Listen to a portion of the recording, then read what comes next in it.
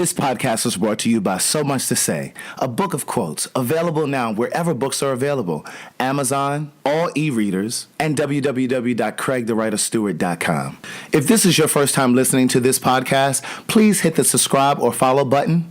Do it now. Don't forget, it's free. We're available in SoundCloud, Spotify, Google Play, Stitcher, TuneIn, and YouTube. What are we talking about? You don't know what we're talking about? What we talking about, Jason? Love and relationships. And how long y'all been together? Like you knew that's why y'all were coming here. Oh my.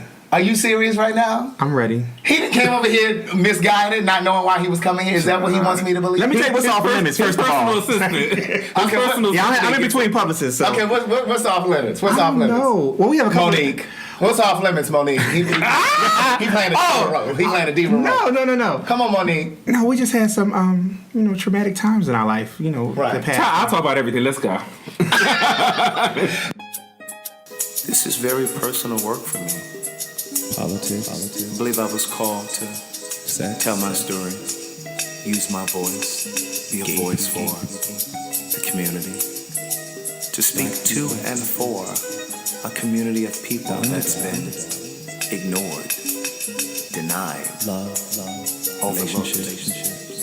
Religion. This is my life's work. Religion.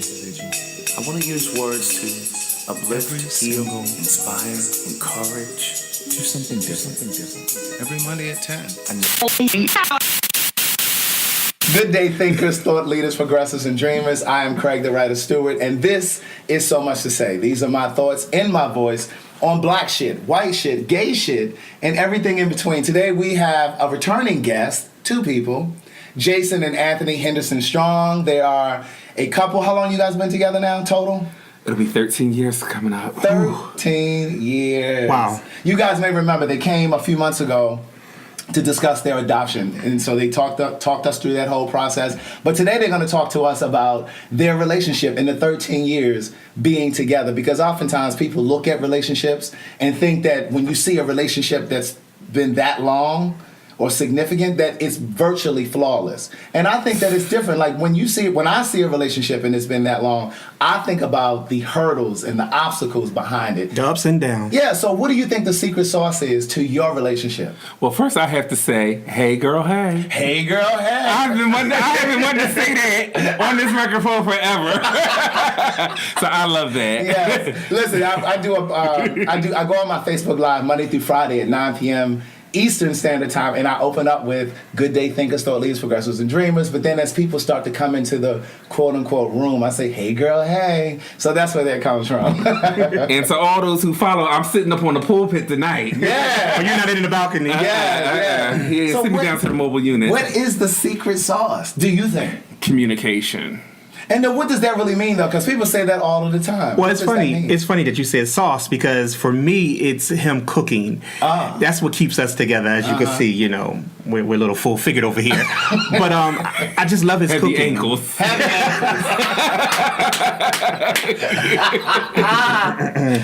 So communications and him cooking really helps. Well, yeah, I think a lot. Well, see, my love language is like service. So he knows if I'm mad, it's because I won't do I won't cook dinner that night, or I won't do something that I would normally do because my love language is giving and serving. So tell them with the love language. What do you mean by it? I know what you mean, but tell the people who. So there's a book talking about the love languages. So how you show that you love and how you show that you need love, or how you show that love is needed in your life, I guess is I don't know. But and so they have ways where people are like affectionate, where you're like touching, people need to be validated, people need to hear them saying I love you. My love language is like service and doing. So I show my love in actually doing for my mate. Right. And so when you're upset, you're not going to do anything. Right. Okay. So in terms of 13 years, did you ever imagine that you would reach 13 years? And have either of you had a relationship this long? No, my last relationship was So wait a minute. No, that you've never had a relationship this long, or no, you didn't think it would last this long? both. Probably both. Both, Yeah. both. I actually, in my vows, I think I stated that somewhere. But I talked about when I first met him. I said we won't go over 7 years because 7 years was my last relationship, and I thought that was a long period of time for somebody to say you can go home now. And I thought I was home, but that's a whole nother story. That wasn't me. So I was like, go home now, okay? And that was 7 years that we were together. So I was like, with him, it'd be a fly by night. Hit it and quit it. No And pun that's what it intended. was supposed to be. Yeah, hit it and quit it, no pun intended. And it turned into 13 years. And I remember it snuck up on me because it was like the 9th year that made me remember, like, 7 has already passed and I'm still with this man. Right. And I love him. Right. Still. Right. So. And for you, Jason? No, I did. I definitely didn't think it was going to be 13 years because we literally met on a. It was back in the day, the phone chat line. So We talked about it on the first yeah, podcast. way before there was an app, you know. Yeah. And so I didn't think. I thought it was going to be like a really one night thing, or maybe a week. Just enough to make sure it was just going to be what it was. Right. And then it just was like. Kept going and going and going. And I think a part of, I've never had a relationship that lasted 13 years, but I think a part of what's necessary is finding and discovering new things to fall in love with your partner. Absolutely. Yeah, and I mean, first, I'm as flighty as many degrees as I have. I'm very flighty and spontaneous. So like I could walk in today and be like, oh, you know what? I think I'm going to open up a store. Yeah, he goes with the wind. And Yes. but he knows me enough to be like, okay, just let me Right. know what I need to do, where I need to be. Because I think sometimes people they panic too quickly over the littlest things. Like sometimes And want out. They're ready to run at the first sign of discomfort, if you will. Yeah. Well, and it's funny you say that because we actually said Oprah had Will and Jada on their show when she was Oprah Winfrey show, Right. And one of the things that Will said was like we said when we got married was divorce is not an option, and we said that, and I said, oh, I like that, and so we had took that on, and. So, like, we've been through hell. We've gone through ups and downs, and we've been through all of that. But neither one of us have said, okay, we're going to leave. So were there ever moments where you broke up for a day, a week, or something? No, we never broke up. We never broke up. Like, I slept in another room or whatever. Right. Like, it was... And I hate to be quoting all these people, but, like, Wendy Williams, I watched her show, and she said... If your husband get mad, he could sleep in another room. He could sleep in the basement. He could sleep out on the porch of the hammock. But don't let him leave his house. Right. Because Right. if they sleep outside one night, they'll sleep outside It two makes nights. it easier to do it. Right. again. And so neither one of us have slept out of the house. We've slept in different beds or different rooms because we were mad, but we never left our space. Well, here's the thing for me. I think that one of the ways that I want to approach my next relationship, because I think that when you commit to a relationship, most people secretly panic. Like, this is forever. You know what I'm saying? Because you don't really think about a termination point. Like, okay, we're going to do this for 2 years. Right. Right. We're going to do this for 5 years. You know what I'm saying? Like, you don't really think about... You go into it with an indefinite time point, right? So I want to be more of a... Okay, we're going to go into it and we're going to say, okay, we're going to try this for the next year. Right. I'm going to commit to you this next year. And then 1 year from today, we're going to revisit this conversation and say, well, how was this past year for you? Was this past year good for you? Was this relationship That's a good way to think and good for be, you? though. Right. Okay, it was good. So you want to keep going? Okay, well, you want to go one more year. Let's commit another year. And each year, you just take it by year or 6 months by 6 months, whatever it is that works for you. Because, bitch, I don't know what I want to eat next Tuesday. Right. But the only thing that concerns me a little bit about that is that when you say, well, we'll revisit this, it allows you to easily reflect on a lot of the hurdles that you may have come through. And a lot of people say, well, you know what? Now you've given me the option to say, I don't feel like going through these hurdles again. Well, but I think that's what you should do. Well, no, I think a because lot of sometimes, but that's why a lot of people are breaking up nowadays. Because, like, our parents decided to fight through certain things, and now I think we're in a generation or a time where people are like, well, I don't have to fight. I don't feel like fighting. Well, no, I think what I'm saying is, if I say we're going to be together, okay, let's do this. I want to date you exclusively. Okay, let's commit to this next year. I know I can commit to you this next year, as opposed to just saying, okay, we're going to be together, and we never really say for how long. I think But why do you need it? Why can't it be, we'll commit to each other for as long as we both can? But then that's what I mean. Like, when is that? What does that really mean? Because when people can no longer commit, how likely or how often does it happen that somebody says, you know what, I can't really commit anymore. I don't really want to do this anymore. Usually, people start slipping out. They start being inconsistent. They start cheating. They start doing whatever the fuck is opposite of what you agreed to in the beginning. But commitment is between 1 and 2 people. But then if you're in a relationship for a period of time, like a year, 2 years, 3 years, life changes. So now you might have kids, you might have a house, you might have some property. So now you have to commit to more than just that person. You have to commit to that child, to that house. And there's a lot of factors that play in it. So am I going to leave this person for this reason, or am I going to stay because of the other good reasons, the house, the kids, and things of that nature? So it's a bigger picture. Now I do believe, and I'm a strong advocate of this, nothing lasts forever. Absolutely. Nothing. That's what I'm saying. So, and I have had a great 13 years with this man. If by any chance, for some reason, we're not together, whether it's because we decided not to be together anymore, or death, or anything comes in between us, I could look back and say, I had good 13 years. We had a good run. We had a good run. And we said we was going to stay together forever, and we might, try to do that. And you may do that. Yeah, but just in case, I could look back and say we had more good times than bad times, and that's how people have to look at it. It's like nothing lasts forever, and I think that's why. And two, not to get on adoption again, but we decided to adopt Marcelino. So I decided to be in a relationship. He is not mine. I am not his. We decided to come together so we could decide to break up as well. And when you realize your partner is not yours, most of the times what you're fighting over is really non and void, because he's not yours. You're not the boss of him. You're not his mother or his father. So if he stays out late, he can do that, even though it might be a little bit disrespectful. But you can make your own rules. Absolutely. And I think sometimes in relationships we look at it like, that's mine, you're mine. Yeah, ownership and control. And you can't be like that. Control. You cannot, because most of the time we argue over control over money, love, and so you sometimes have to let it be and let it just weigh itself out. But that's how I look at it. I just think, and we take each day as it comes. After 13 years, we almost walk it on sometimes eggshells, like today is going to be a good day. And I just want to follow back. My love language is definitely verbal, touchy-feely, and I do have action. I love to validation. And validation. Validation. What do you mean by that? Validation and support is a big thing with me. Like, if I'm in, like, with him, he's changing with the wind. So I'm just always like, great, go for it. Let me know where I need to show up. Let me know when I need to come to the office party. But for me, I need you to be involved. So I need you to show up on set, smile for the people. This is my hubby for 13 years. And he's like, oh, no, this is your workplace. I don't come to your workplace.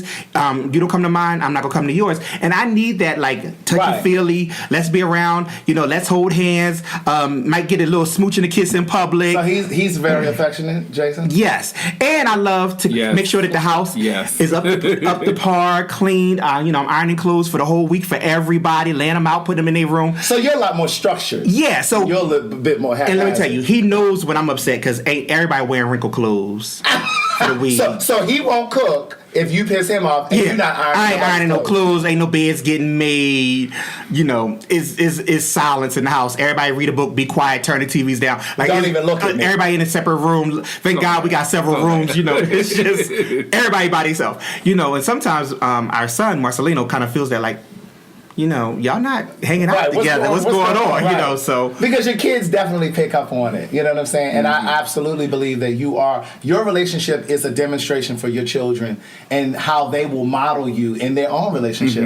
I've shared this before with my parents. Like, my dad, when they used to get into arguments, my dad would be very abrasive. He could be very curt, very short, very terse. My mom, she'd walk around not speaking. She wouldn't talk. And I became a hybrid of the two. Like, I was a mixture of both. If I said something to you, it was real short, and I would cut you like a razor.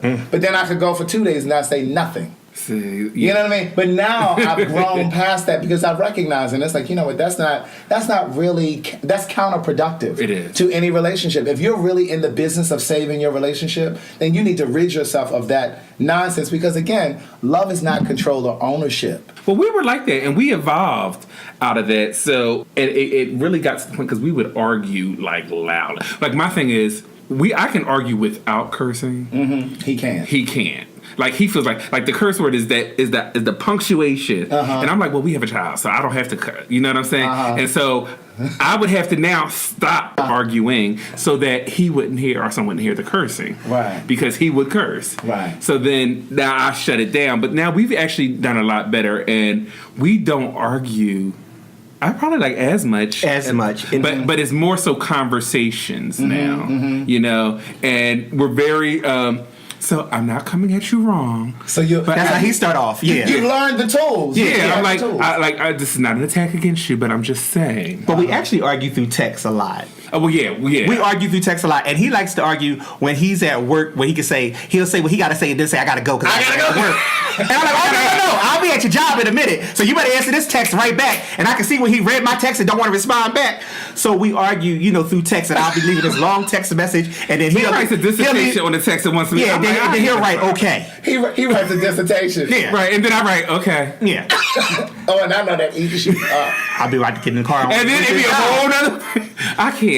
But so, and now I will say this is one of the things that has kept us for 13 years is that we have knocked down the fantasy of what relationship is. And social media will fuck up a relationship. And the reason why I say that is I hate this thing, relationship goal, hashtag relationship goal. You looking at these pictures. Just a picture. And you don't even know what's behind that. And I'm like, and I tell people all the time, I believe words have meaning, words have power. You call things in the universe upon yourself. You do. You know what I'm saying? So if you're looking at a picture and you say relationship goals, you've spoken that out over your life. Now all of a sudden, you got the fine person, but you're going through hell over your life because that's what you wanted. Absolutely. That's what you wanted. Absolutely. You better forget these pictures you see. And I would even go a step further to say that not is it just that social media destroys relationships. I think social media destroys relationships that are already weak. Oh yeah, absolutely. Relationships that are already on crumbling foundations. Absolutely. So let me ask you this: how do you guys, when you guys get into these heated arguments or a disagreement or whatever, how do you resolve it? Like, what are your tools? Because I think a lot of times people just don't have the tools. Oh no, we have to talk it out because both of us, I think, in a sense, maybe we are alpha male. Alpha male. And neither one of us will let it go. Like well, actually, probably more so him than me. He'll let it go. No, I'll let it go. He'll let it go. Yeah, I know. Like Anthony will lay in the bed and 4 days later say, "Oh, well, I forgot to tell you such and such and such and such," and I'm sitting here looking like, "What?" He's on to something. Like literally, and my mom told him at our first like big dinner together when my family was around. They was like, "Oh, Jason gets over things quickly, and if that ain't you, then it ain't gonna work." What's your sign again? I'm an Jason? Aquarius. We're both Aquarius. Aquarius. Both Aquarius. Yeah. But I move on quickly. I've always been that person because I'm not gonna die. Right. Because of you. Yeah. Like I will die for you, but I'm not going to die because of you. Right. Meaning holding the stress. And all of that. And that's for anybody. I'm like that with my family. You know, my parents and stuff. I'm never going to let you stress me to the point where I'm in the hospital. Right. You know? So I say what I got to say. I moved on. So who usually comes back around to the conversation? You? Because you'll say, oh, and I wasn't really done saying this the other day. Oh, yeah, Anthony. Well, actually, no. Yeah. Well, actually, I would say you because the text messages? No, actually, I would say him because I say what I gotta say and I get it all out, whether it takes me at 1 point or 2 days or 3 days. But once it's all out, it's out. But it's normally him that comes around and he could vouch for this, where he has to say, "Oh," and apologize, or say, "Okay, I don't see it your way, but I understand your thought pattern." But it's always you that come around. Oh, to bring it to an end. Yeah, well, I guess to bring it to an end, or to stroke my ego. But for the most part, it's always right. It's always okay. You gotta stroke that ego. Right. It's always okay. I'm gonna do better, or we're gonna do better. But our communication skills have really opened up, and I know that sounds so cliche, talk, but you gotta talk it out, and it can't be like your 10 guidelines or what the world thinks your relationship should be, or what your world thinks your relationship should be concerning finance. Everybody has to make their own rules in their relationship. Well, so and so did this, or I saw this on social media, and why we don't do this, why we don't do that. And I had to even and I know this sounds so petty, but for a while I was always like, he never likes none of my pictures, but he likes everybody else's pictures, and he claims he don't like my pictures because he's always busy at work. Well, how you busy at work not liking my pictures, but you can like everybody else's? But then my question to you would be, why are you looking at what pictures I'm liking? Well, There's not even. Thank you. But you know what? But I'm big on. But I I'm big on understand your support. point, too. I'm big on support But I because understand there's a your lot point, of stuff that he puts up on his social media that I might not agree with when it comes to political stuff. But because it was my husband and my husband said it, and that's his thought pattern, Right. I'm gonna go with his thought pattern. I'll be the first one to like it. But Right. now when it comes to me, it's a ghost town. He gone. but now- Because I think it's social media. See, and what we argue about a lot is because I keep telling him, I'm like, babe, this is social media. To me, I don't care nothing about Right. social media. You and I exist in real life. Right. But now I'm gonna ask you though, why don't you stroke his ego in that way? Then? Well, no, but this is why. I don't go to anybody's page. Right. And I tell him that. I don't go to anybody's page on social It's media. whatever comes Whatever's on my news feed that I see, I like it. And that's typically how I'm able to do stuff at work and Right. like do whatever. I'm like, oh, this is cute, and I'll hit like and I'll hit like. Right. And that's what I goes on. He wants me to spend my whole day with his page up, Like- on my computer looking at it and then working on another Like, screen. listen to this. Like, speaking of social media, somebody, I'm not gonna drop no names, but Wait a somebody put minute. up a post. I need a Yeah, moment. right. I need a moment. Don't laugh at him. I can't take it. Because it says, but you He said you. Okay, go ahead.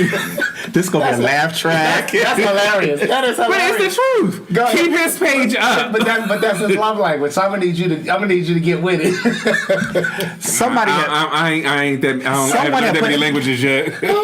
someone had put up on social media, I think this past week about relationships, and it was saying that your partner, your mate, or your husband and or wife is not in the relationship to make you happy. Now, I totally disagree with that. All I said, well, that's something to consider and think about. And then maybe the next day he saw it and he put up there good stuff.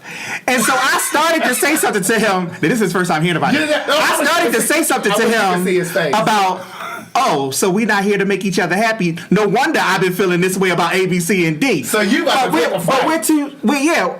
He's on one spectrum, I'm on the other spectrum, and it's just so funny how social media can make your household turn into an argument that night. And so I decided not to. When either party may not even know what's going on. Right, because he didn't know until just now. Until just now. But he know that now you know I saw that you like good stuff on That I wrote good stuff. on the person's page, and I'm like, Because I agree with that. He agreed Do with you that. know what post he talking And I don't agree. And I don't agree with it. Like, I believe your spouse is supposed to help make you happy. You But know, that's not what the post was. I know it said words make you have happy. meaning. Yeah, words do have Yeah, meaning. yeah. See, he was a journalism major. But Come on. in the words of Yvette Flunder, there's a lot we could pull from that. And you know, it was very wide open. In the words of who? Yvette Flunder. You know, so you know, he just threw that statement out there, and it could go so many different ways with it. And you don't want to mislead and guide people, you know, that are in a long-term relationship. But I do believe, especially speaking of power couple, your mate is there to enhance who you Absolutely. are. And so it's just funny that we talking about social media, but here it is. He'll write good stuff, and then somebody can stroll up and see that I'm his partner and wrote the totally opposite, Right. and be like, I wonder how they doing tonight. Right. But you know, we're doing great because we didn't bring it up Right. until just now. Or see, and this is why I'm probably at a lot more peace than he is in life, because I could give a rat's ass what anybody on social media thinks how I'm doing at night. Right. And I mean that for anybody who's listening. If you are not in my household, I really could care less what your view is on my relationship or my life, what I'm doing or where I stand, which is why like homophobes have never had an issue with me. Racist people I've never had it. You know what I'm saying? Because you can't affect me unless you are physically entering my space. Right. That's so I don't care. You know what I mean? Right. Now, because his love language is validation, he cares more about other people's But then it also views. means he wants you to like his pictures because he wants to feel validated by you. And when they come across my page, I do like them. So now, And it's not even about When they're in my newsfeed, don't I like I them? know. Sometimes it's about what I say or how I feel. Right. You know, not And then there are necessarily- times when, honestly, I didn't see it. And Right, it's because right. I did not go to his page. right. No, I understand. So now let me ask you this: why is it that you think you guys have? What's the word I want to use? Why is it that you think you guys have survived certain obstacles in your relationships that have caused other relationships to end? Because I think early on, we had a conversation. We decided to say, we're going to make our relationship what we want it to be. Like, I'm not looking at what the heteronorm of a relationship is supposed to be. We don't have a man and a woman in the household saying one is the wife, one is the husband. We have two men. So there's always going to be a constant battle on a lot of different things. I'm not asking you to be subservient to me, and I'm sure it's going to be subservient to you. You know what I mean? But we come together and we'll respect each other's decisions and talk about things that we need to talk about. But we decided that what works for us is to create our own relationship. And I think what happens is so many people are trying to emulate a heteronormative relationship, but you're not hetero. And so you're falling. You're trying to be what your mother and your father's relationships were, but you're two men. So you can't be what they are. You can emulate a loving relationship. You can emulate respect, but stop trying to be what you saw in your parents. You know? What would you say to that? Well, what comes to my mind is one reason why we've lasted so long, excuse me, is because once again, people looking in, it's like we need this to work because some people ride on looking at other people's relationship. And when we first got into our relationship, it moved so fast. Of course, he said it was only going to be a week. I think we might have had relations the second time we met, which is very unnormal. No, from the first. No, the It was first time. First night. Now, I remember hold the on. podcast. The Right. first podcast. Well, First when I say met, talking on the phone is the first time you met. You know? No, I'm talking about that. See, It was the that first person. night. It was the first Yeah. time. communication is our partner. Clarity is our friend. Yes. The Come first on. time you saw each other in person. Well, yeah, in person, absolutely. You know, but what I say, what I was trying to say is that people are always looking at you, and so we had a rough road in the beginning. It's like, oh, you know, coming from church and religion, and then you being two gay men living together, then moving across the country together. Right. It's like, oh, are they going to last? You know, cousins, aunts, uncles, mom and dad looking at you. So it's like, oh no, we're going to make this work because we don't want to seem like the norm where you just stay together for 3 months and then you're bringing somebody else home for Thanksgiving. And so that plays a part too. It's like, okay, we need to make this work or really weigh out all our options, even if it's going to counseling, because we could talk about that too. We decided to go to counseling and, you know, even have friends and family counsel us and even ministers. You know, that's what keeps a healthy relationship. So for me, we look at it like, okay, it's not just that easy to break up. You know, we adopted a child. You know, we live together. We have properties together. We have banking accounts together. You know, we have each other's name. You know, so it's much more than just, oh, you sleep in another room. Matter of fact, you move out, you go your separate way. It's over because of something minute. Right. You know. Well, you know, to your point, I find it interesting because one of the things that I've often said is part of the reason that I think gay relationships, whether you're I'll say specifically with two men, oftentimes I believe our relationships end prematurely because we don't have that family support that oftentimes heterosexual relationships have. The example that I'll give you is my nephew and his wife, they were going through some trouble at one point. And I remember, like, my mom was calling me and was just like, oh, you know, they're going through this, they're going through that, and, you know, but I just won't interfere, I won't say anything. And I'm like, well, why won't you say anything? They got married. You were at their wedding. You were a witness to their vows. You're supposed to hold them accountable to their vows. Yes. That's why they invited you. Yes. When you invite somebody to your wedding, you're inviting them to hold you accountable. You're not supposed to just invite people just to get gifts. That's why you're not supposed to just be inviting random, regular people. You invite your tribe. You better preach. So You they better can- preach. So they, That's can, it. so they can hold you accountable. So I said that to her. And so I said, well, guess what? I'm going to get on the plane and come up there and sit down and talk to Yeah, I them. think you told us about But that. oftentimes, gay people don't have that. And I'll tell you why. Because either one person is closeted. So your family don't know you gay no way. So who's going to rally around you? Right.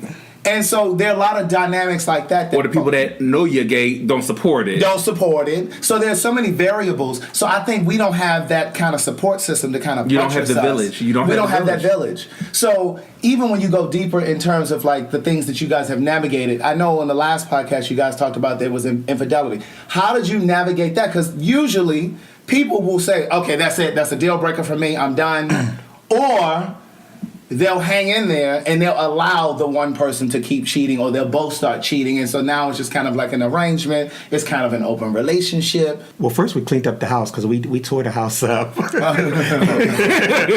tore it up. Yeah, but how did we navigate? Because usually most people will, especially when you talk about gay relationships, oftentimes it's like, oh yeah, he cheated. So then that was it. Yeah, no, it was early, but it was early on. That was early on. Like 2008. Maybe that was like about 10 years ago. Yeah. So well, we put blame on each other. we did. First it was you shouldn't have came home days early. You know. Well, that was not so much blame, but it was because that's not blame. But that was stupid, and I think that's trying to cover your own self, Right. not you. But I'm trying to think how we met at the time. Oh, there we go. We had good friends. Mm-hmm. We had really good friends because remember Sonny was there. Yeah, I was gonna say we even had straight friends. Yeah, that, we like, had straight and there was gay like, friends. y'all, come on, y'all gotta That get was yourself together. Yeah, and I think that the people who we had in our village at the time, some of them had been through that, and so they were speaking out of experience and was Right. like, is this somebody that you can get past this with? Because there's sometimes people are like, well, I just can't get past that. Right. It's a non-negotiable for me, and I'm done. And I think on both our parts, we were like, this wasn't so much a deal breaker. yeah. So how do you get to a space where you're like trusting that it won't happen again? It took some time. Yeah, it took some definitely time. takes some time, and I think we're both at the point is that I don't think about it can happen or that it won't happen. You know what I'm saying? I don't think about that. Because I think then that's where the stressors come from. What if he does it again? What if he does it again? Or what if I? Right. It's okay. Once we decide to say we're going to move on, tomorrow when you get mad, You can't bring that up. Right. And I don't, you know what I'm saying? And we both respected that line. You know what I mean? So, which I think plays a part because it starts to allow, and it took actually, and that wasn't even the next day, but that took some time. It took some time. That right. took a few months to get to that because and for transparency's sake, I'm the one that cheated, and I remember him saying for a couple times like, "Well, you're not even walking around on eggshells," Right. and he said, So he felt like you had cheated and you weren't even trying to mend it or act like Well, no, and that was the thing it wasn't about me not trying to mend it, but, and this is probably where a little hubris comes in it, but I was like, no, that's not it. Now we decided to say we're moving on. Either you can move on or you can't, and I can respect your decision, whatever way. He did say that. Because that was the thing. You said that we can move on. because you're not gonna hold me on the guillotine. Because every day I walked in, I'm not going to walk in my house that I have to pay for every day on eggshells. I won't do that for you or anybody else. You know what I mean? If you can move on, then nigga move on. So then how did you? And listen, for the He would get mad at that. I would get mad. I used to say that. And all for the your listeners to get juicy with it, we lived in L.A. and this is before we moved to Baldwin Hills. But we already had a conversation about the whole cheating thing, and it would be like a running joke or conversation about how the hood person in our neighborhood, on the corner with baggy jeans, was always looking at him, and I'm like, okay, I didn't even know that he was gay or bisexual or whatever, but he would always flirt with Jason, and so it came to the point where we would laugh at, we would talk about it like, oh, he's looking at you again, and that's who it was when I came home early from a work trip. It's like, oh my God, and not to go into deep about it, but it wasn't even the fact of cheating. Is when I walked in, they was having breakfast, and it was him. You keep saying we were having breakfast. It was just one guy who we said, okay, hands off. He's the trade of the neighborhood. The drug dealer of the neighborhood. He was already is the funny part about it. He already had slept with our neighbor who was a female. Right. And actually, when we started fighting, she opens the door and tells him, "Why are you fighting him? He's not even supposed to be around here. I got a protection order against him." Right. So this is the trade. That's now at my house having breakfast because I see McDonald's all spread over the table. So it's not even just a quick, excuse the expression, bust a nut. Right. It's we're gonna have a little McDonald's, together. And so I walks in, how that went. and let me tell you, I'm transparency. I'm like, pants down, just 3 arms. I'm looking at. I'm like, oh my God, and it just all hit me at once. Like, and this is the guy who we talked about, Right. So, but we got over it. But it took a while because. So how did you get over it? It took a long time. Let me tell you why. Only because he wanted to walk around like nothing never happened. It's like, okay, clean up the mess because we have tore up the house to where the cops came and was like, what happened? It was stuff on the ceiling. Yeah, like breakfast food was on the ceiling. Yeah, like I was wiping off orange juice off the ceiling. We don't even know how orange juice got up on the ceiling, and we had white walls and everything. But it just took some time because he's the type of person, I apologize, I'm sorry, let's move on. And I'm the type of person, okay, you apologize, you're supposed to be home at 5:30, it's now 7 o'clock. You should be walking on eggshells. You should have been home on time because now I'm wondering what you're doing. Early. Yeah, you should have came home early. Or, when I call you, you need to answer the phone, you need to talk. But he was not changing his ways. It was just, Right. I said, I'm sorry. Now, either we're going to move on or we're going to go our separate ways. And so I had to stop and think, like, is it worth that? And knowing that he's just a guy that I still got to walk past every day. He's smiling and laughing, and I'm just like, okay, well, his life is not going to change, so why should mine change? So, did it ever occur to you or were you ever tempted to cheat?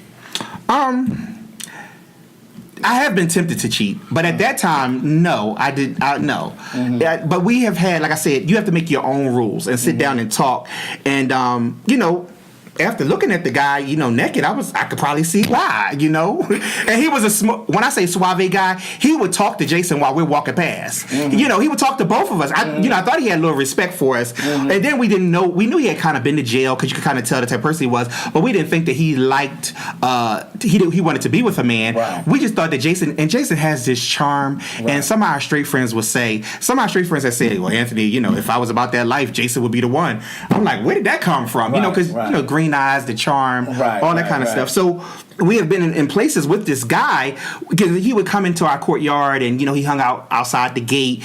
And so I would have to walk past him all the time. And I just figured, look, his life is not going to change. So why should mine change? We have more to lose than this one thing. And then I even looked at it like, okay, you did come home early. You would have never known if you would have told the truth, because I had told him I was still in what city I was, but actually I was at the airport about to get in. So do you think that you kind of own part of that?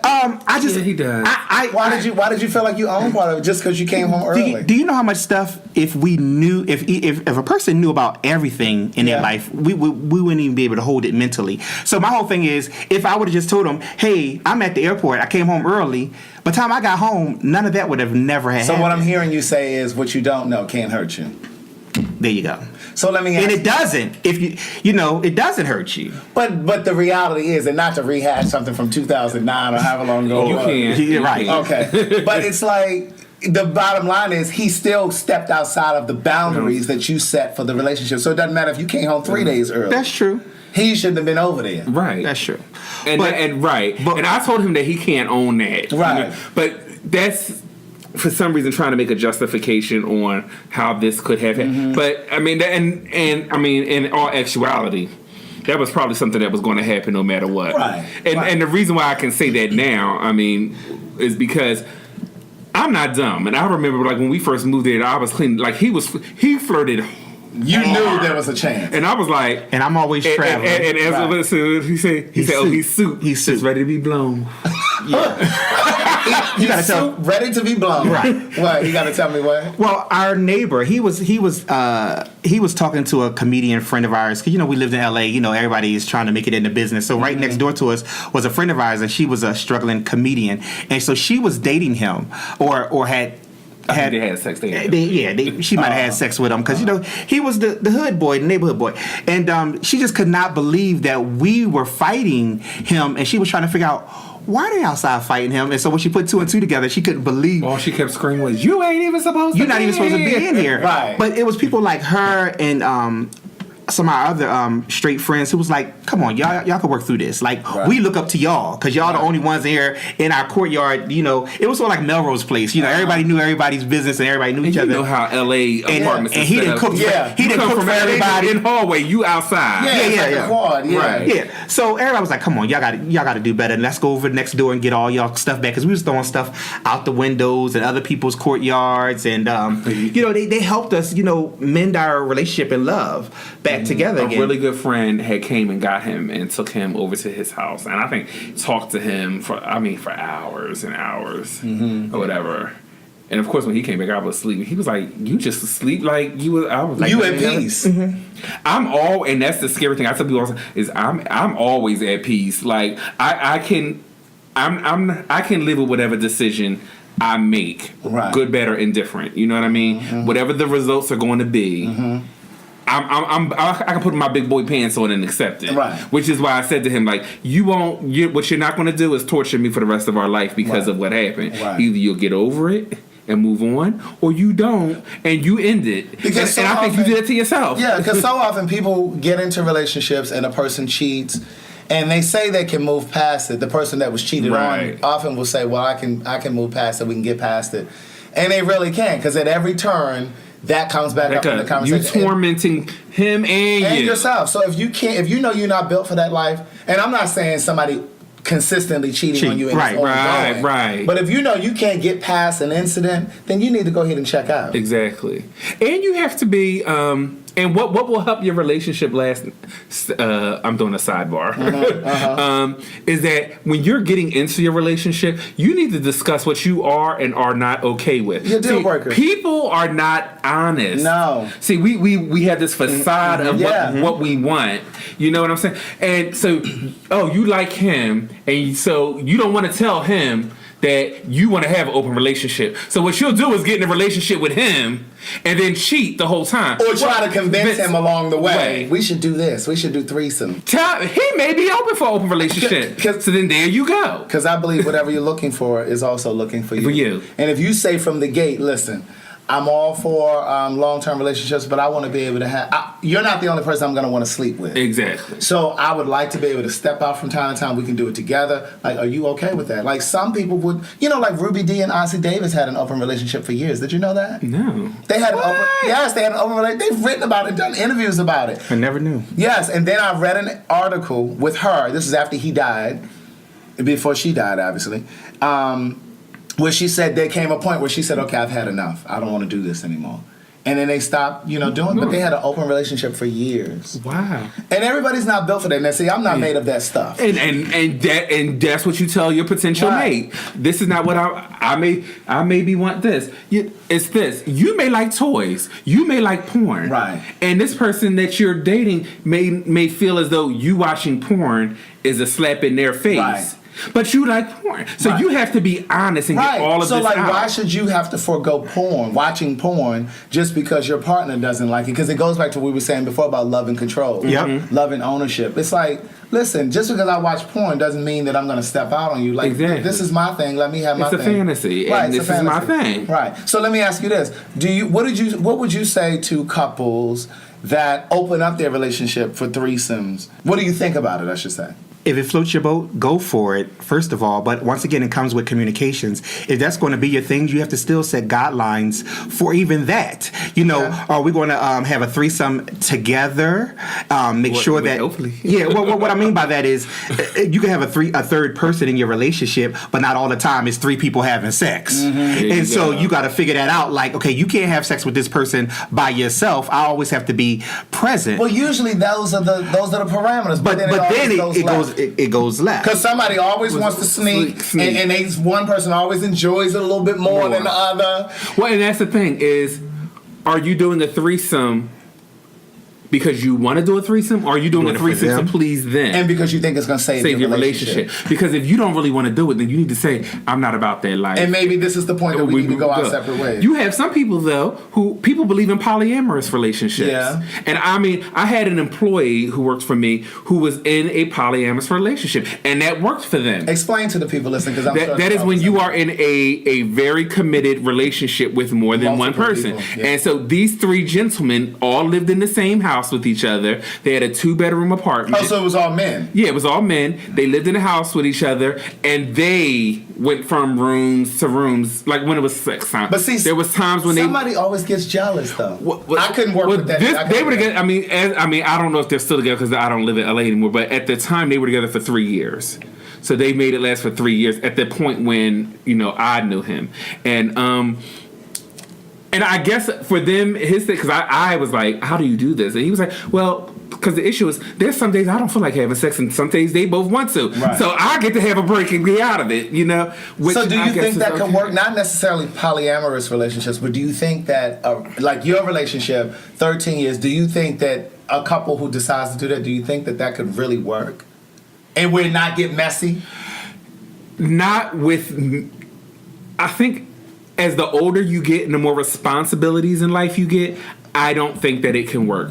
Only because you don't have enough hours in the day to help feed the needs of whoever else is in your life. Mm-hmm. Like, we have a child. Mm-hmm. Our son takes a lot of time. Mm-hmm. I'm in school doing the masters. That takes a lot of time. He's traveling for work. He's traveling. You know what I'm saying? So when he gets home from there's a lot of time. So then if I'm splitting up myself amongst just the two individuals in my life, my husband and my son, I'm exhausted already in life. You know what I mean? I don't have Sex time. what, right? Right. I'm like, I don't have time. I don't even like when he asks me sometimes to do things for him now. Right. I'm like, I'm tired. So I can't even imagine if it's another man in the picture saying, oh, I need your time. So let me ask you this: how creative have you guys been in the 13 years? Have you ever invited somebody in? Yeah. Absolutely. Yeah. Absolutely. We actually twice. And I know you only would twice. And I know you would. Yeah, only twice. The first time I did it on our 1 year anniversary. He knew about it. No. We went to. It was our anniversary. Were you okay with it? Well, listen to the No. story. Okay, go ahead. We went to LA because we were living in Philly at the time, Mm-hmm. and we flew to LA for our anniversary. And I think this was like around time of Adam for Adam was the only like app that was out. Mm-hmm. And I was like, oh, okay. I'm asleep I was like, I'm gonna go. in the hotel. I said, oh, I'm gonna find somebody to come over. So we like found this like really muscular Caucasian guy who came over, and I'm asleep. I said, oh, so he knocked on the door. I was like, hey, wake up! I got a surprise for you. I had tied a blindfold on him, and for some reason in my mind, I thought this was gonna be cute. He thought this was going to be cute. Did you think it was a good idea? Then Yeah, because I didn't know he was a bad boy at the time. Once again, it was 1 year into our relationship. Yeah. And so we have so many stories. We probably, once again, you got to help us with our third book. Yeah. So I'm asleep. He ties something. He wakes me up real fast, ties something on my eyes, and then the next thing I know, this man is giving slobbing him the knob. Is giving him this. But I'm thinking it's him. You thinking it's him? Yes, So he's like, what are you doing? Stop. I'm like, it ain't me. that's just what he said. And then I took the blindfold off of him, and he was just like, okay. So we had like fumbled through that. And that was a turning point in our relationship. We got It was like- through it. So wait, did you get soft? Or would you? I don't even No, remember. he didn't get soft. I didn't get soft. He didn't get soft. He got through because the guy had a body. He I think did we have a body. did get through it. and we got through. But it was definitely. If I was the guy, I would have said this is awkward. Yeah. Right. But we There's an definitely energy in the room. I felt it was awkward, and I was one of their plans, and I was like, "This is probably not a good idea now." But we got through it, and you know, So what was the conversation after? Oh my gosh, it was 13 years ago. I don't remember, and I guess I he should. said you felt like you were violated. I did. He said but I felt remember violated. I felt violated. I didn't understand it because at that point I was I'm still a goody two shoes person. I was just like, how could you do this? Like you thought I liked this? What signal did I give you? He could have pulled you up on the Me Too campaign. Right. Yeah, he could have. And I'm just like, oh wow, and we talked about it because I think we was in LA for I a could have whole pulled him up on a few Me Too for a campaigns. whole week, and I'm just like, oh my gosh, this is different. Yeah, that's what registered in my mind that this wasn't a good. Because when he said I felt violated, Right. And I looked it at him immediately differently. clicked, and I was just Yeah. like, ooh. You looked at him differently. I did, and I don't know why he thought we met. I mean, Because you had come from the church. let me tell you why. But- we met on the party line. We met on the party line, but And threw down that night. you know how people say they want the wholesome mate. You know, Yeah. so what I could do with my mate, I wouldn't do with a stranger if I had sex with him. And that's how I felt. I felt like, okay, I got the one. I got the goody two shoes. I got the wholesome guy. And then he did this. And then he did this for me, right? But the second time, because it only happened twice, it was just funny. It was so funny. Now, how long after the first time? We were now living in LA. We lived in Now, LA. at this point, you knew about it. Well, because we did it once, right? Yeah. Okay. So we so- lived in LA, so this was So probably one night, 3 years. 3 years, one night, I was just so horny. It was like if you would have tapped me on my He kept shoulder, I waking me probably would have Bust. sprayed the room. He kept Right. waking me up. I kept waking him and up I was for like, sex. "What are you like?" I was, And he didn't I was wanna have so it. tired. Right. And I was like, "Boy, if you don't leave me alone," Right. And I would go back to sleep. And he was like, and I was like, "You better go on that app and find somebody." No, wait, the clause in this now, we wasn't full figured. We you know, not we yet. had body, but you know, we was good. And to go. I said, and he would not budge. I said, go find Adam, and I don't know, I think that's what I called it. I said, go find Adam and go do something with them. But I didn't think in my, I'm asleep. I just said that. And he was, Right. but you did. So I could bring him back to the house. Yeah, but like I said, I'm just talking. Yeah, Right, just 'cause talking. you was asleep, right. Literally. I got in the car. He was like this. Come on down to the living room. I was like, why? He said, because I got somebody here. I was like, For what? And he was like, cause you said I was like, oh my God. Oh, like literally. So I had to wake up just to see who the hell was in my house. So was he fine or what? He was like, I'm 6'2". He was 6'4". I like So him wait, tall. you went to go and get him from where? I met him online. He was And in so the you had to pick him up. Yep. And I had to go pick him up. and brought him to the house. So the guy knew, I guess. The guy knew. He kind of figured like, I think I told him. No, where we yeah, were you going told back him. to. So, because literally when I came out, he was like, oh, good. It's still, Right, and I right. was like, child, I'm so over this. I was really over it. Right. And like, so we did whatever. And I just let him give me head. Right. Like, because I really did not. I was really tired. Now, if you remember the story, And- did you know what he called me that night? Energizer Bunny. And, And I kept. yeah. And How you remember this story like that? Because I remember everything. And the boy said to me, "So you're not gonna do nothing?" I was like, "I just want you to leave so I can go to bed." Yeah. Right. So why did? And again, we're not encouraging people to open their relationship. Right. That's not what and we're this, saying. because this was like 4 a.m, and I think by this time the sun was coming up, so it may have been closer to 6. Yeah. So why was that the last time? Did you just realize this isn't us? This isn't what we want to do? You know what? Because that was 4 years in, we started focusing on other stuff. We wanted to plan a family. We wanted to move into a bigger place. Because at that time we was like living off of Crenshaw. Yeah. So we, I lived off of Crenshaw when I first moved there. We were at 28th and Crenshaw, right in West I was Adams. 39th. Oh, right up the street. Yeah, right up the street where the McDonald's is. Yeah. I was like behind the mall. Oh, Okay, yeah. okay. So when we moved to Baldwin Hills, we were behind the mall, but up on the hill. Yeah. Yeah, so our focus had changed Yeah. a little bit. And, we just started having more in-depth conversations Right. about what we didn't like, what we did like. We started really finding out about what we liked sexually from each other and we didn't like from each other That was a sexually. mistake that I think we probably both made because we had met in a sexual way. Right. So we were just like, oh, okay, we know the sex is going to be good, but we never delved into what we like. Right. Day to day. Intimately regarding sex. And so then once we had those conversations, and then I think also I kind of felt was like, at least I know, because I've always had this issue with sex with hookups. It's kind of like, oh, they fine, but when they get there, the sex is horrible. And then it's like you wasted your time. Right. You wasted, you know what I'm saying? You still ain't really get the climax that you were looking wanted. for, right. And I was like, at least I know with him, everything is good. It's all, you know what I'm saying? And so I just never really felt the need to. And I mean, so that's kind of why I was just like, oh, it's not even, and it wasn't even worth it anymore because it was kind of like now you're blurring the lines of what you feel like is your home is your sacred place. Right. You know what I'm saying? So once you start letting people violate your sacred place, then it becomes really messy and murky. And then I already had a little bit of notoriety as far as in what I did for a living, Right. but then us as a dynamic of us together, because even before the a lot of YouTube personalities, we had created a show called The Strong Henny Show. And I think this was around the time, actually we created the day that Michael Jackson had died. We got millions of hits, we started to realize, okay, we're starting to be notable people in Los community. Angeles. And then, not to mention, he worked for the largest nonprofit organization, the Gay and Lesbian Center. So, that took place in residence over, okay, so, this is not something, we did it twice, we're not Right. really into it, Right. people know who we are, Right. and people started to look up to us, they started to say stuff about how nice our relationships were, so we just came back to the drawing board and started talking about things like, okay, we won't be doing that no Right, more, right. you did it once on, your dime, I did it once on my dime, and so we're and pretty not much... dime as in we paid for it. Yeah, not as in Right, you paid right, for right. it. But on your time. But yeah, like you initiated it. Yeah, and I did. initiated Right. one. I Right. ain't gonna say we don't pay for nothing. Right.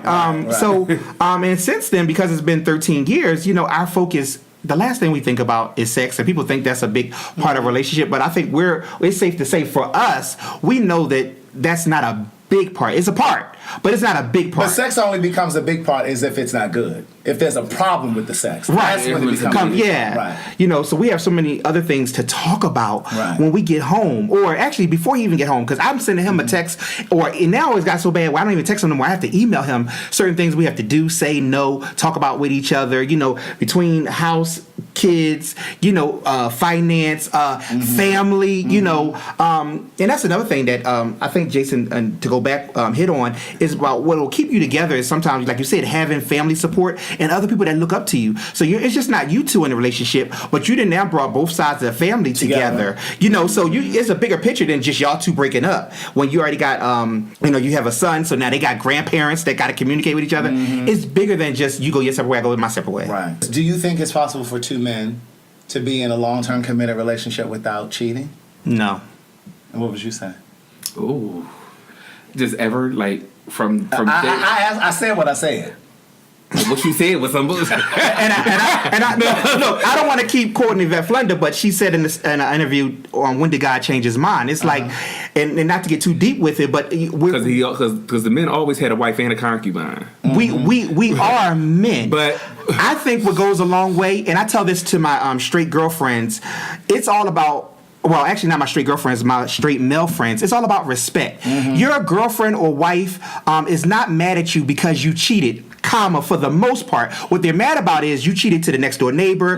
You did it in your neighborhood. You came home at 4 a.m. instead of coming home at 11. You lied about it. Because now it's 4 a.m, so we know you did something. Right. You did something with my girlfriend, my coworker. It's more of the disrespect of what you did, not the actual act. And so it all plays a part. Right. But it's like, when they start yelling at you and you really listen to what they're saying, and not only did you have a nerve to cheat, because I know you're a male, you're going to cheat, but you done did it with the neighbor, my girlfriend. let me get back to the question. So, I do not think that because it sounds horrible for me to say it this way, but I do not think.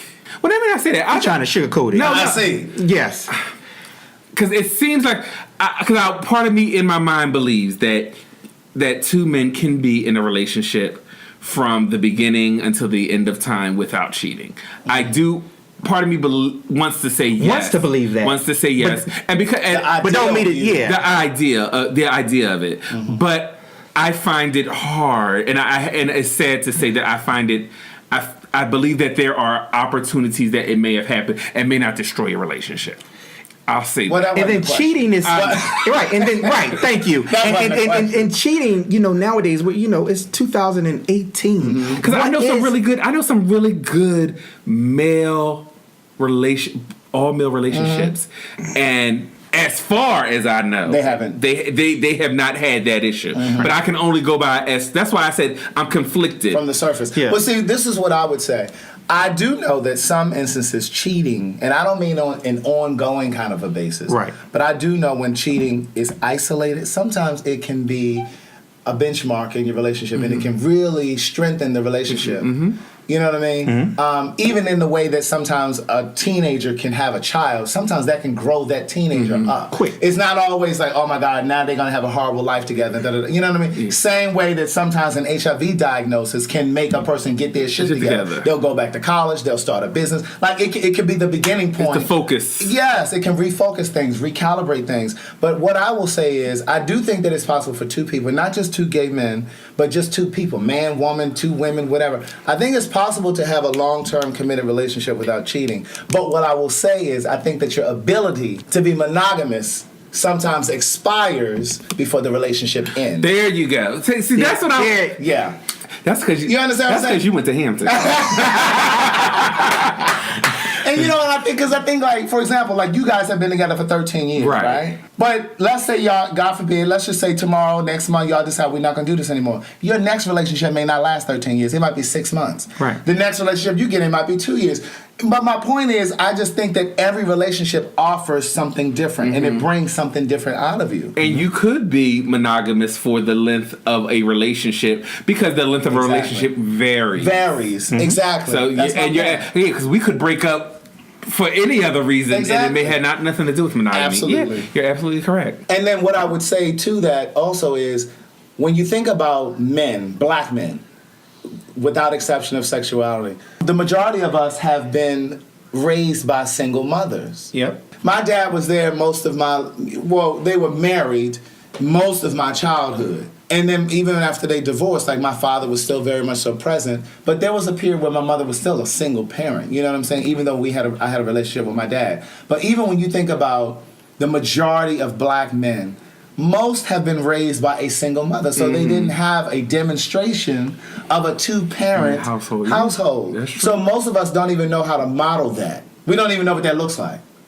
Yeah, see, I'm 42. My parents have been married for 45. This year's 45 years. Your parents have been married for 45 it'll years. be See, so 45 you've seen an years. example that most black men, Men gay don't. and straight, have not seen.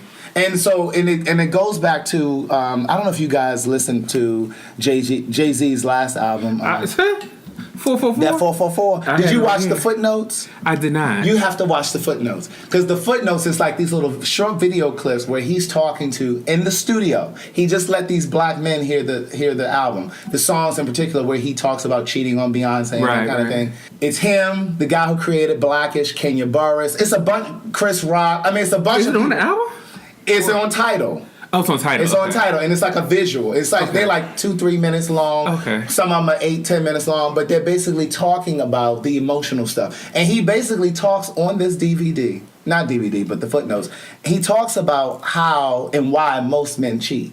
And it was such a powerful thing because there was all these men sitting in this room talking about their feelings. And what they basically came to was they cheat because they reach a point in the relationship where they're required to open up and they're required to do some of the heavy emotional lifting that a lot of men aren't able Aren't to do. equipped to And do. so they run and they cheat. Wow. So it's not just about sticking your dick in something else. Right. Sex. Yeah, sometimes it's about avoiding that emotional stuff that most of them aren't equipped to handle. And what he said on that clip was, I grew up in Brooklyn, Right. Marcy Project. Projects. Like, Good. he said, this work that I'm doing in this marriage and this relationship is harder than anything I've ever had to do. Ain't that it? Even hustling, drugs. He said, so that's, I mean, when I say it was so powerful, I'm gonna go watch that. oh my God, it's powerful. Wow. No, it's funny that you said that. I was watching. I guess Steve Harvey has a new show of men that's supposed to, I think it premiered this week on BET.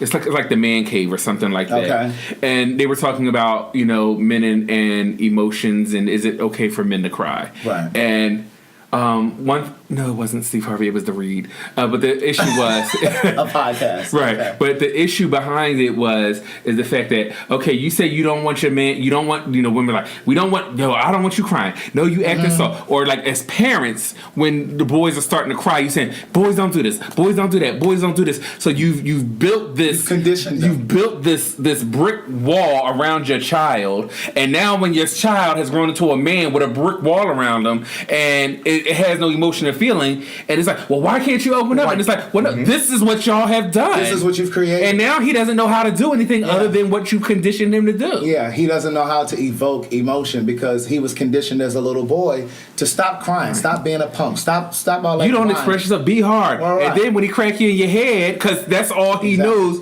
When emotion hits him, is to lash out. It's right. not emotion to speak and release. It's to lash out. Exactly. And so we expect these little boys to grow up to be these grown men that know how to function emotionally in a relationship. When and you it's when you impossible to pulled do. it out of them, Right. Wow.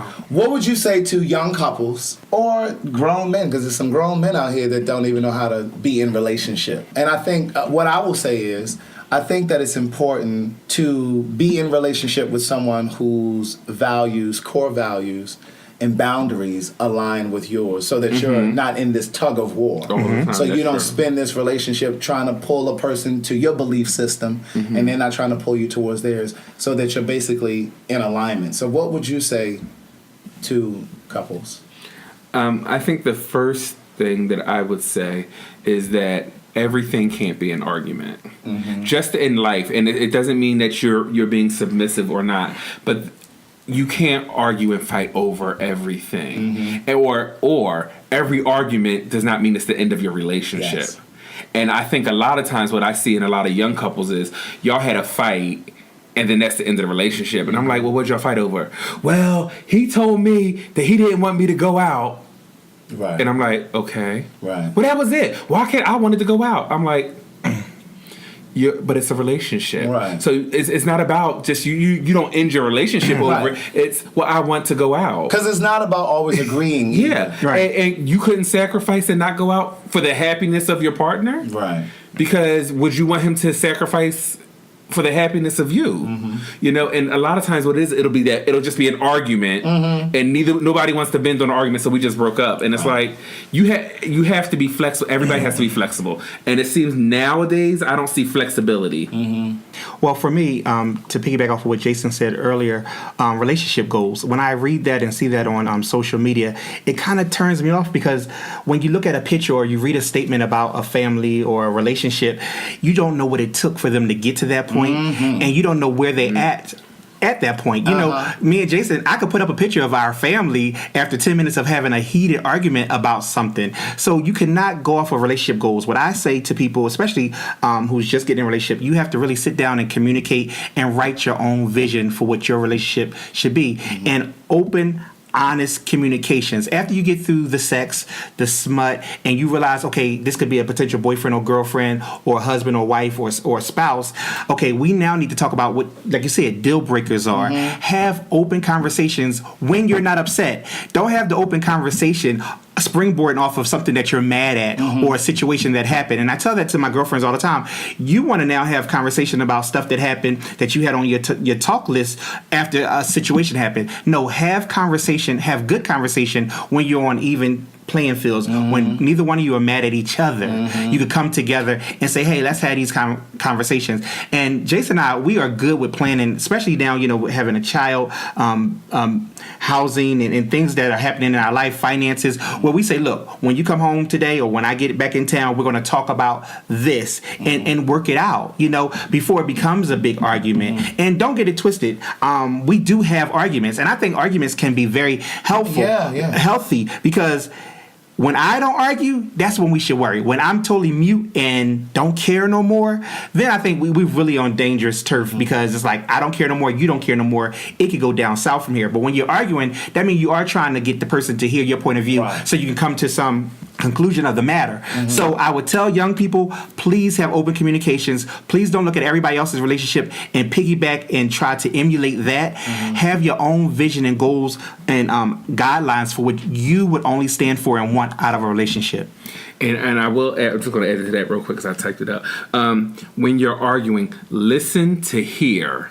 Don't listen to respond, because there's a lot of times, and I'll tell him that all the time, is that we'll be arguing and he's already responding. I said, you're not listening, because you can't talk and hear me at the same time. You already have in your mind what you want to say. You're waiting for your moment. Right. You just need the space so you can just see. I said, listen to hear. He waiting for you to catch a breath so he can jump in. Right. And listen, and listen to hear. And so don't listen to respond, right? Because then you're missing it. And listen, to add to that is an app called Marco Polo. That helps so well, because you have to actually watch and listen to the person before you could answer. Because if you can't answer them because it's videotaped, so they take their response and then you watch it, and then you take your response and then they watch it. And I think that app really helps. Really good. And me and Jason don't communicate that way on the app, but I have some other friends, and so they'll tell me their whole 20-minute life story that happened in 24 hours to them, and I'm able to actually just listen to their thought pattern and their viewpoint of what happened, and then I can respond instead of interrupting them. So that app really works. But to add to Jason, yes, and I have to learn this. I'm learning this daily. And it's a daily process. This is not something you get overnight. You have to work at relationships. I mean, we're probably going to have some more hurdles, I'm sure. You know, we're trying to go for another 13 years. We'll make 26 years. We hopefully will grow old together. Check out in 2 more, 15. Check out in 2 more, 15. Get my pension. And I say this with anybody. People ask me about my career, about wardrobe styling, and how did I get this far. You have to pull a little bit from everybody. So even in this situation, when it comes to relationship, you take a little bit from here, you take a little bit from here, and then you apply it to your life, and you map it out and mold it the way you would have it to be. I mean, you had some good suggestions. I had some good suggestions, and so did Jason. And you have to come to a medium and say, okay, I'll take some from this, I'll take from that. This is what I'll stand for. This is what I won't stand for, and go from there. Hey girl, hey. Hey girl, hey. We're gonna try to go for another 13. I'm gonna say we're doing it day at a time. Day at a time, and that's what it takes. It takes. Well, it's gonna be at least till this mortgage is paid off. Shit. At least until the mortgage is paid off. We can reconvene at the mortgage burning. Right. So then essentially you're saying what I was saying earlier. We're going to go 1 year at a time. Right. Okay? Yeah. This has been so much to say. Thank you guys for listening. Again, if this is your first time listening to this podcast, be sure to hit the subscribe or follow button. It is absolutely free. We're available in SoundCloud, Spotify, Google Play, Stitcher, TuneIn, YouTube, wherever you can listen to a podcast. We're here each and every Monday at 10 a.m. Eastern Time. And Monday through Friday, I'm on my Facebook Live at 9 p.m. Eastern Standard Time. That's Craig the Writer Stewart on Facebook. Be safe. Keep loving yourself. So in our conversation, we was talking about relationships, and I think the question was we had read on Facebook: do you think your spouse is supposed to make you happy? So I want to know what your opinion about it. Do you think if you meet somebody, one of their obligations is to make sure that you're happy? I think that your job as a partner is to contribute to a person's happiness. I don't think that's your main job. Because for me, the next person that comes into my life, I need you to come to me whole as possible. As possible. Because it's not my responsibility to pour into you. I'm happy. Like, I enjoy my life. Like, I enjoy my space. I enjoy my friendships, but I also enjoy my alone time. And I want somebody that comes to me We should glean off each other. Yeah, like I want you to pour into me. That's how I feel too. Yeah, I want you to pour into me, and I definitely want to pour into you, but I want you to be able to stand on your feet alone as well, because I need you to be happy without me. Okay. Because I can only add to that. Yeah, what if I die? I mean, if my only job is to make you happy and Well, no, I die. it's not your only job. I just think probably the way the question was, asked. But I just think no, your spouse is supposed to add to you. And Absolutely. I'm a perfect believer. If I have 60, you have 40. If you have 40, I have 60. I don't think we have to be 50-50. I just think it should be we should make 100. We should make 100 or 110 and over. But I don't have a problem with being 60, you being 40, or me being 40, you being 60. And I think that over the course of a relationship, that's going to always change. Yeah, it's going to change back and forth. But I do believe your spouse should be in your life to enhance your happiness, Oh, I do and vice agree versa. that. I agree with that. Okay, so I we're on the absolutely same agree page. with that. Mr. Good Stuff is what he put on the post. You really offended. I'm not offended. This is a perfect example of how he comes back to I'm not.